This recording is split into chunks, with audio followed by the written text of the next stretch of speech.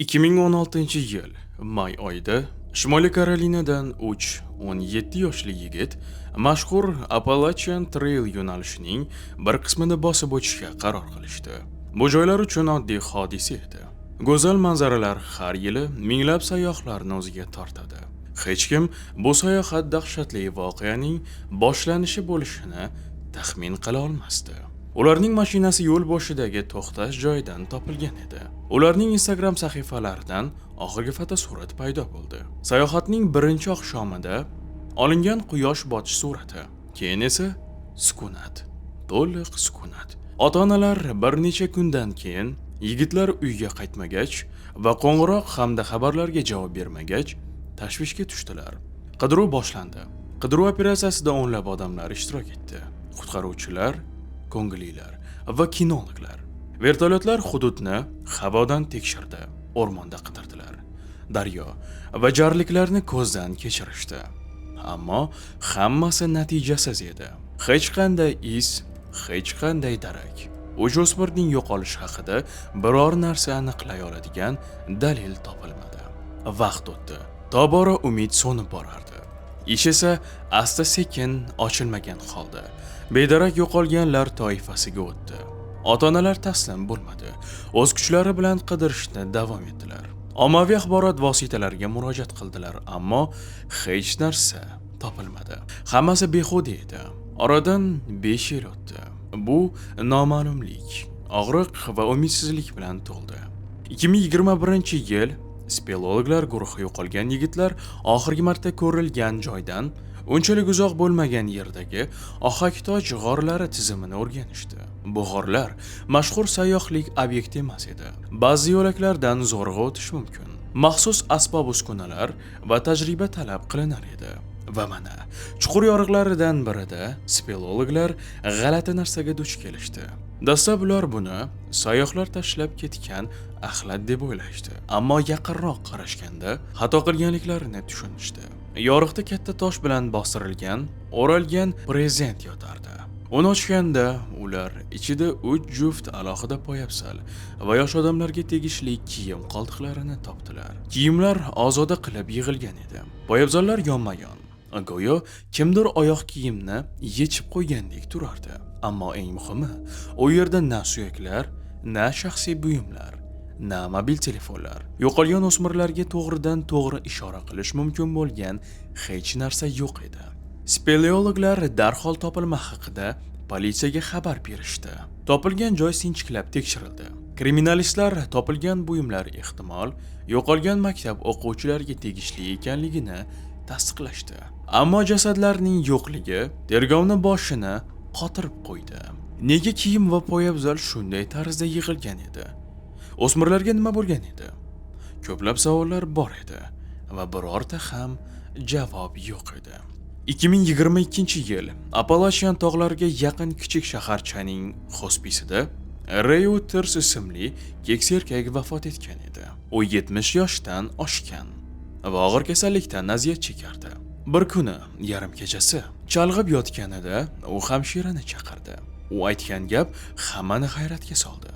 Hamshiraning so'zlariga ko'ra, janob Waters 2016-yilda o'z yerida tutib olgan 3 o'smirni o'ldirganini tan oldi. U yo'qolgan yigitlarning kiyim va poyabzallari topilgan g'orga yaqin joyda yer uchastkasiga egalik qilganini aytdi. Hamshira dastlab o'layotgan cholning nima haqida gapirayotganini tushunmadi. Ammo u yilni va o'smirlar sonini eslaganda buni uzoq vaqt oldin yo'qolgan maktab o'quvchilari ishi bilan bog'ladi. U darhol bu tan olish haqida politsiyaga xabar berdi. Tergovchilar bu ma'lumotga ehtiyotkorlik bilan qarashdi. Dori ta'sirida bo'lgan o'layotgan odamning tan olishi yagona dalil bo'la olmasdi. Ammo ular bu ip uchini tekshirishga qaror qilishdi. Ish bo'yicha eski materiallar ko'tarildi. Ma'lum bo'ldiki, Ray Waters haqiqatan ham o'sha hududda yer uchastkasiga egalik qilgan. Uni hatto 2016-yilda boshqa mahalliy aholini so'roq qilganlarida so'roq qilishgan. Ammo o'shanda uning ko'rsatmalari shubha uyg'otmagan. U hech narsa ko'rmaganini va shubhali hech kimni sezmaganini aytgan edi. Endi esa uning tan olishini qonni muzlatuvchi haqiqatdagi eshitishardi. Politsiya Rey Yutterga ilgari tegishli bo'lgan uchastkada tintuv o'tkazdi. Barcha binolar, atrofdagi yer tekshirildi, ammo hech qanday odam qoldiqlari topilmadi. Ko'rinishidan odam o'z jinoyat izlarini yashirish uchun g'amxo'rlik qilgan edi. Ammo tergovchilarda yangi ip paydo bo'ldi. O'smirlarning yo'qolishi bo'yicha dalillar arxivida 2016-yilda yig'ilgan dalillar bilan muhrlangan paketlarda saqlangan edi. Ular orasida yo'qolgan yigitlarning mashinasi turgan joyga yaqin atrofda qo'lqoplar ham topilgan edi. Bir qo'lqoplarga DNK ekspertizasi tayinlandi. Ekspertiza natijalari dahshatli haqiqatni tasdiqladi. Qo'lqoplarda yo'qolgan 3 o'smirning DNK izlari topildi. Rey Yutters sudgacha yashamadi. U o'z tan olishidan bir necha kun o'tib, kasalxonada vafot etdi. Ammo uning so'zlari va DNK ekspertizasi natijalari tufayli 3 o'rta maktab o'quvchisining yo'qolish ishi rasman yopildi. Bolalarning suyaklari topilmadi. Ehtimol abadiy ochilmagan holda qoladi. Ammo endi 2016-yil mayida ular bilan nima sodir bo'lganligi ma'lum bo'ldi. Yuttersning o'tmishi. Politsiya Rey Yutters ismli odam haqida ma'lumotni zarracha to'plashga kirishdi. Tablo qorong'u edi. U klassik yolg'iz odam edi. Ongli ravishda dunyodan chekingan odam. U 70 yoshdan oshgan. U meros bo'lib qolgan eski uyda yolg'iz yashaydi. Yer uchastkasi katta va juda tashlab ketilgan edi. U asosiy yo'ldan chetda, deyarli milliy park chegarasida joylashgan edi. Qo'shnilar, ular kam edi. Uni xira va yoqimsiz chol deb ta'riflashgan. U hech kim bilan muloqot qilmasdi. Uchrashuvlardan qochardi. Va uning fikriga ko'ra, uning mulki chegaralarini buzgan har qanday odamga haddan tashqari tajovuzkor munosabatda bo'lardi. Politsiya arxivlari oxirgi 20 yil ichida Yutterga nisbatan shikoyatlar haqida bir necha yozuvlarni saqlagan edi. Ularning barchasi uning yeri bilan bog'liq edi. Goh u tasodifan o'z hududiga kirib qolgan qo'ziqorinchilarni miltiq bilan tahdid qilgan. Goh eski o'rmon yo'lini to'sib, shaxsiy mulki orqali o'tadi deb da'vo qilgan. Undan bir necha chaqirim narida yashaydigan fermerlardan biri tergovchilarga Yutters bir marta uning hovlisiga yugurib kirgan itni otib o'ldirganini aytdi. O'shanda ish yopildi. Dalillar yetarli emas edi, lekin atrofdagi barcha odamlar buni u qilganini bilishardi. Rey Yutters o'z yeriga berilib ketgan edi. Bu uning qal'asi va la'nati edi. U psixiatrda hisobda turmasdi. Zo'ravonlik jinoyatlari uchun sudlangani yo'q edi. Ammo uning obro'si bir ma'noli edi. Xavfli, oldindan aytib bo'lmaydigan odam. Undan uzoqroq turgani ma'qul. Yutterning tan olishidan keyin politsiya o'z mulkida eng sinchkovli tintuv o'tkazish uchun order oldi. Bu safar ular shunchaki dalillarni emas, dafn etilgan joyni qidirdilar.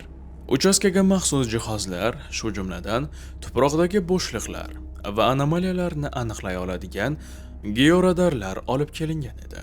Odam qoldiqlarini qidirishga o'rgatilgan itlar bilan kinologlar Yutterga tegishli o'rmon, dala va jarliklarni metrlab taroq qilib qidirdilar. Uyning o'zi achinarli manzarada edi. Birinchi qavatdagi oynalar mixlangan. Ichkarida tartibsizlik hukm suradi. Ammo uy xo'jayini mudofaaga tayyorlanganini ko'rish mumkin edi. Dastlabki bir necha kun qidiruvlar hech qanday natija bermadi. Ammo keyin tergovchilar uchastkaning chuqurligida turgan eski omborga e'tibor qaratishdi. U massiv omborxona qulfi bilan qulflangan edi. Eshik ochilganda ichkarida ustaxona topildi.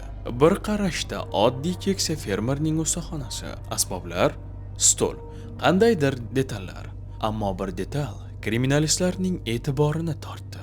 Ombor markazidagi beton pol shubhali darajada yangi edi. U qolgan qoplamadan rang bilan farqlardi.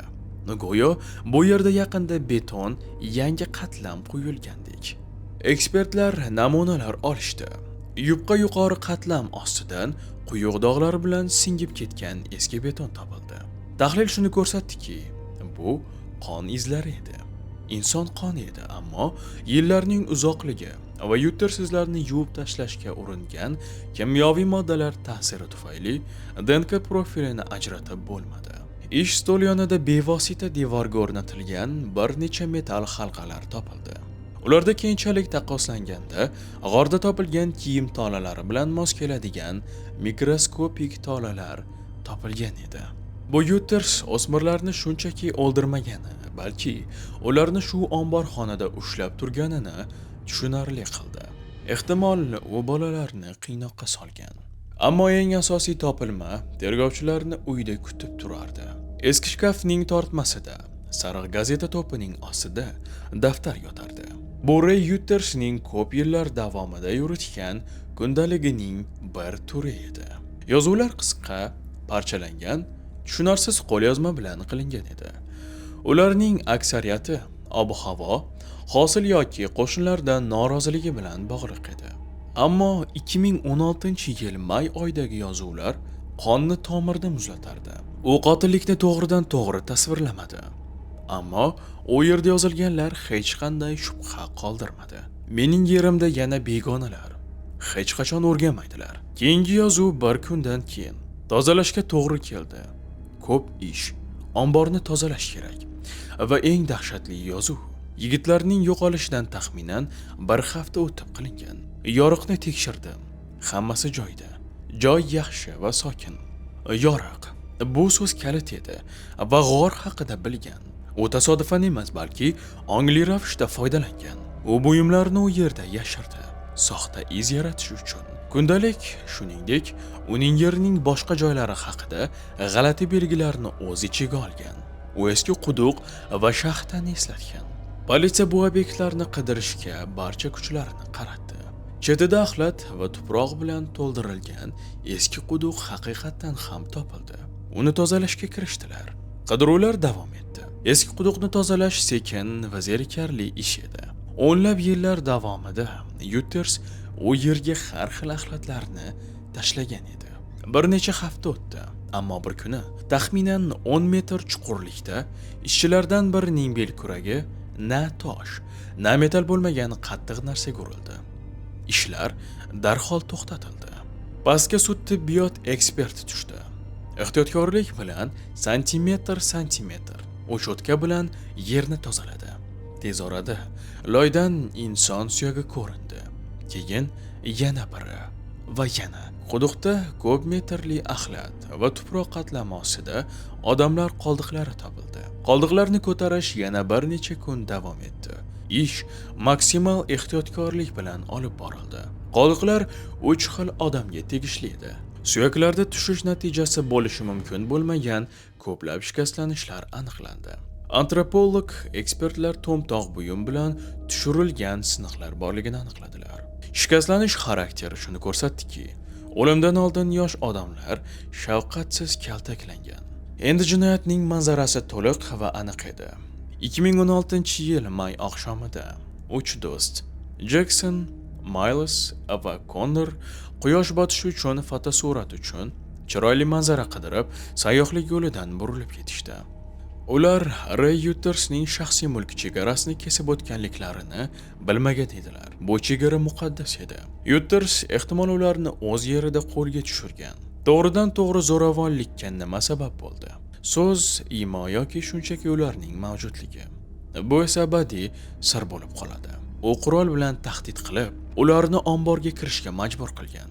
U yerda ularni bog'lagan.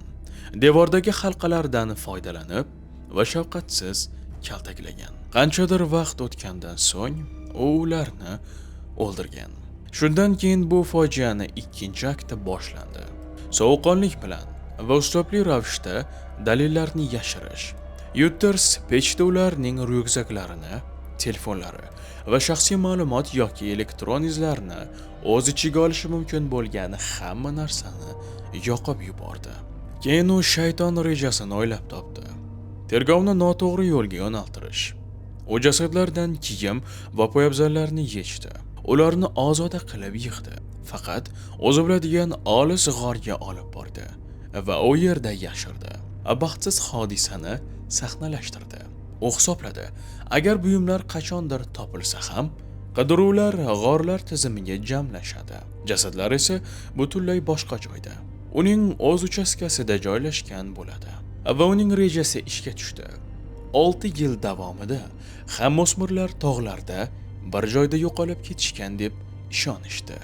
Jasadlarning o'zini esa axlatxona sifatida ishlatgan, eski tashlab ketilgan quduqqa tashlagan. U hech kim va hech qachon o'z xohishi bilan bu yomon hidli chuqurni ajratishga qaror qilmasligini bilardi. Yilma-yil u yerga axlat tashlashni davom ettirdi. O'z sirrini ishonchli yashiradigan yangi qatlamlar yaratdi. U o'z oddiy yolg'iz hayotini yashadi. 3 yosh odamni dafn qilgan joydan bir necha yuz metr narida. U 6 yil jim qoldi va agar hayotining so'nggi kunlarida tilini yechgan o'limga olib keladigan kasallik bo'lmaganida, haqiqat hech qachon ochilmagan bo'lishi mumkin edi. Appalachian tog'laridagi 3 o'smirning yo'qolishi ishi oxirgi marta yopildi. Oilalar o'z farzandlarini dafn etish imkoniyatiga ega bo'lishdi. Ray Yutersning uchastkasi, uning uyi va ombori buzib tashlandi. Shunday dahshatli jinoyat sahnasi bo'lgan yer butunlay tozalandi. Ammo sayohati yer ostiga tushadigan jinni yolg'iz odamning yerto'lasida. Hikoyasi tugagan 3 do'st haqida bu sokin tog'li o'lkaning xotirasida abadiy chandiq bo'lib qoladi. Oddiy may oqshomi qanday qilib oxirgi bo'lishi mumkinligi haqida hikoya. Qadrli tomoshabin, agar ushbu voqea sizga yoqqan bo'lsa, videoga like bosishni unutmang. Va siz Qora Papka kanalini tomosha qildingiz. Agar kanalda yangi bo'lsangiz, qo'ng'iroq va obuna tugmasini bosib qo'yishni unutmang. Keyingi videolarda ko'rishguncha xayr deb qolaman.